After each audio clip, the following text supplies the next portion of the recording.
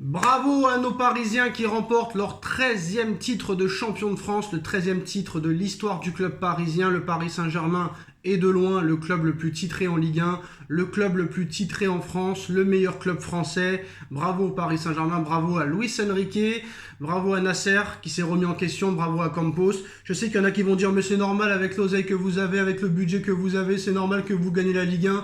Le contraire serait quand même assez honteux. Je suis désolé de le dire. Montpellier a gagné le titre en 2012, Monaco a gagné le titre en 2017, Lille a gagné le titre en 2021. Honnêtement, on va pas se mentir, on va pas faire les faux culs et les hypocrites. Au mois d'août dernier, quand il y a eu le départ de Mbappé, même s'il y a eu un bon recrutement, avec Désiré Doué, Neves, Pacho et compagnie, je vais pas dire qu'on avait peur de ne pas être champion de France, mais je pense pas qu'il y en a beaucoup qui diraient qu'on allait être champion avec autant de points d'avance.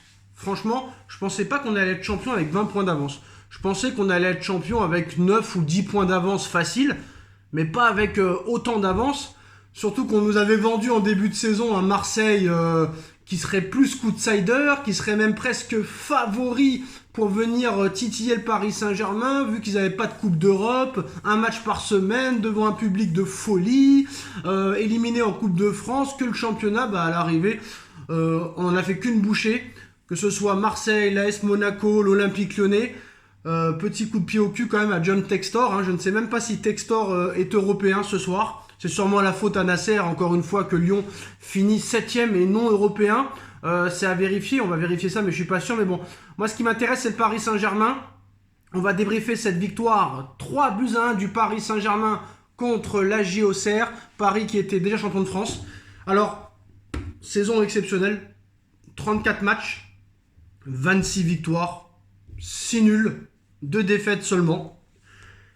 Le seul truc où on peut peut-être être énervé, c'est que je pense que Paris avait les capacités réellement de finir invaincu. Je pense que si Paris n'avait pas perdu bêtement ce match contre Nice, Paris aurait été invaincu, très clairement. En plus de ça, on voit que Nice est qualifié pour le tour préliminaire de la Ligue des Champions. Alors c'est Strasbourg qui ne sera pas européen. Et il va falloir que Paris gagne la Coupe de France, je crois, pour que Strasbourg soit européen. En tout cas, Lyon est qualifié pour la Conference League. Mais quel échec quand même pour Monsieur Textor, qui avait quand même souhaité que le Paris Saint-Germain fasse une saison de merde, alors que le Paris Saint-Germain est en train de faire une saison record. Paris a battu le nombre de matchs sans défaite à l'extérieur du grand Milan AC des années 90. Paris a gagné le Trophée des Champions. Paris a gagné le Championnat de France avec 19 points d'avance sur Marseille. C'est quand même assez énorme. Paris est en finale de Coupe de France. Paris est en finale de Ligue des Champions. Paris va encore participer à la Coupe du Monde des clubs. Donc bravo à tout le monde et vraiment bravo d'avoir viré les stars, ces superstars, qu'on n'avait rien à foutre du Paris Saint-Germain, très clairement. Parce que quoi qu'il arrive, ce sera une saison réussie, quoi qu'il arrive. Qu'on perde ou qu'on gagne contre l'Inter, ce sera une saison réussie. Très clairement, voilà. Maintenant, on sait que le Graal, c'est cette Ligue des Champions, mais il va falloir d'abord penser à cette finale contre Reims. Mais voilà, tous les feux sont au vert. Paris a gagné 3-1 ce soir. On avait critiqué un petit peu Luis Enrique en début de semaine, parce qu'on s'est dit, là, c'est en mode Club Med. On voit Hakimi au Maroc, on voit lui en Espagne, on voit lui en Italie. C'est en train de faire un petit peu, peut-être des choses assez bizarres. C'est une équipe qui a l'habitude de jouer tous les 3 jours. Et là, d'un seul coup, il y en a qui ont été arrêtés pendant une semaine nette. Mais Enrique sait ce qu'il fait. Ils ont repris l'entraînement mercredi. Ils ont fait un entraînement complet mercredi, jeudi et vendredi. Et ce soir, Monsieur Enrique a mis l'équipe type contre l'AJ Auxerre. Il a préféré Barcola à Désiré Doué.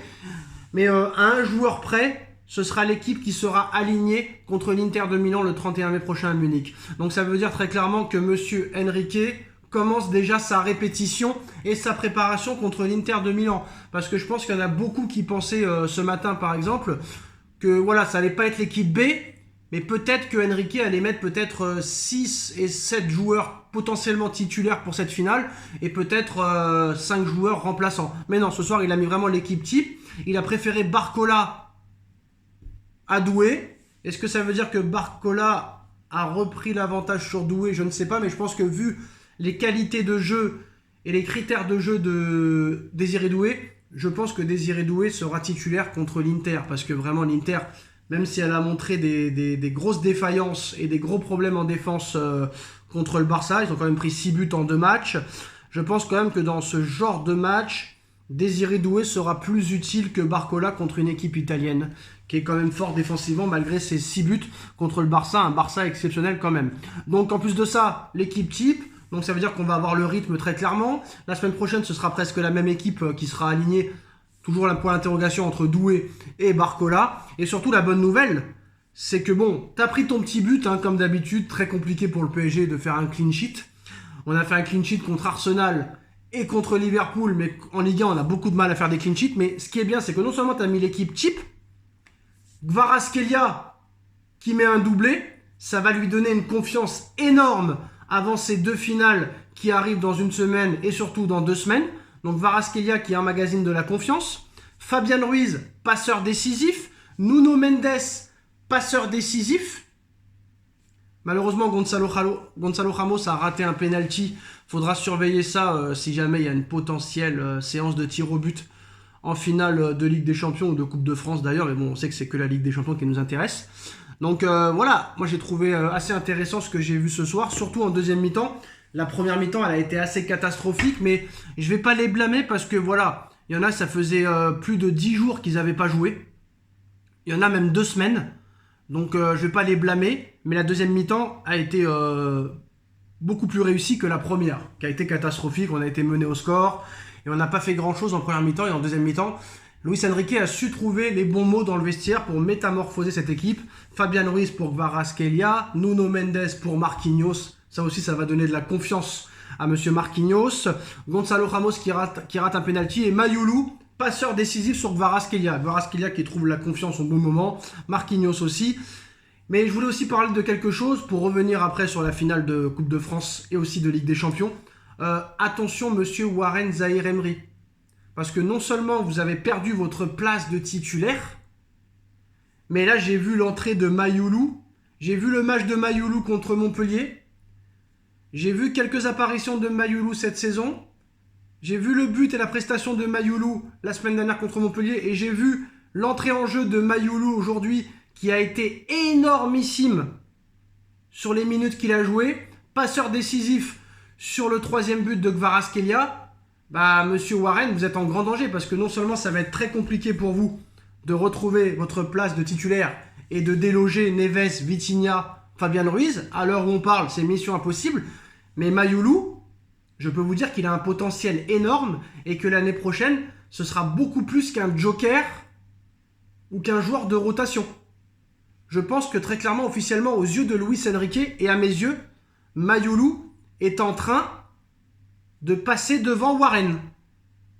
Et ça, je ne sais pas si Monsieur Warren va l'accepter. Déjà qu'il est très énervé d'avoir Ruiz, Neves et Vitinha devant lui.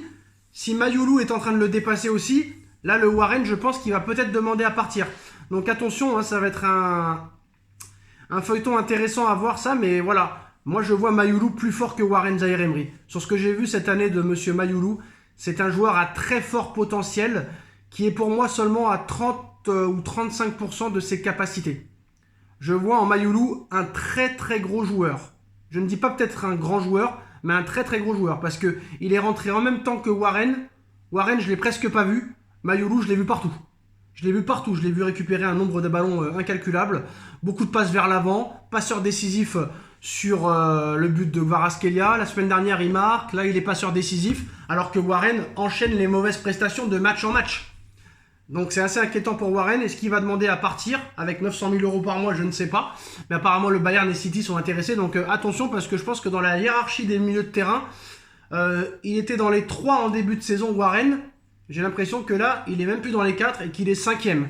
Donc, vu la tronche qu'il fait, on a vu qu'il était même pas sur les photos lorsque ça a fêté la finale la qualification en finale de Ligue des Champions. Donc, attention pour la place de Warren. Warren, il est en danger et Luis Enrique ne fera pas de concession pour te faire plaisir. Tu n'es pas bon, tu joues pas. Il y a des joueurs qui sont meilleurs que toi, ils jouent. Et Mayoulou, je pense, est en train de passer devant toi. À voir si ce sera vraiment dans le long terme le potentiel énorme de Monsieur Mayoulou. Aussi, bonne nouvelle pour la Coupe de France et pour la suite des événements. Paris a emmagasiné de la confiance. Paris a mis l'équipe type. Paris va avoir du rythme. 2 jours de repos dimanche et lundi. Paris a soulevé le trophée, ça va encore donner plus de confiance. La semaine prochaine, finale de Coupe de France contre le Stade de Reims. qu'on n'a pas réussi à battre cette saison. 2 matchs nuls au Parc et à Reims. Mais Reims se retrouve barragiste ce soir. Alors qu'on pensait que ça allait se jouer entre Saint-Etienne et Le Havre. Saint-Etienne de retour en Ligue 2.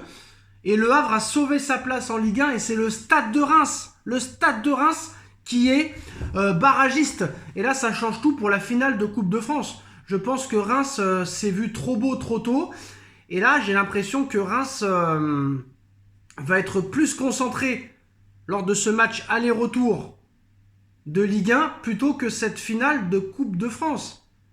Alors, je ne sais pas comment ça va se passer. Parce que Reims va jouer contre Metz, le 3e de Ligue 2. Apparemment, le match aller est prévu le jeudi 22 mai à 20h45. Mais le problème, c'est que le samedi 24, il y a une finale de Coupe de France. Comment est-ce possible? Et on nous explique que le retour, c'est le dimanche 25 à la même heure. Mais c'est pas possible vu qu'il y a la finale de Coupe de France. Donc comment ils vont faire? Je ne comprends pas. C'est quand même assez bizarre. Voilà. Reims va jouer son histoire sur 3 matchs avec aussi la finale de Coupe de France face au PSG et son maintien. Mais que devient la finale de Coupe de France? Est-ce que le barrage retour va être reporté? Car il y a la finale de Coupe de France le 24 mai.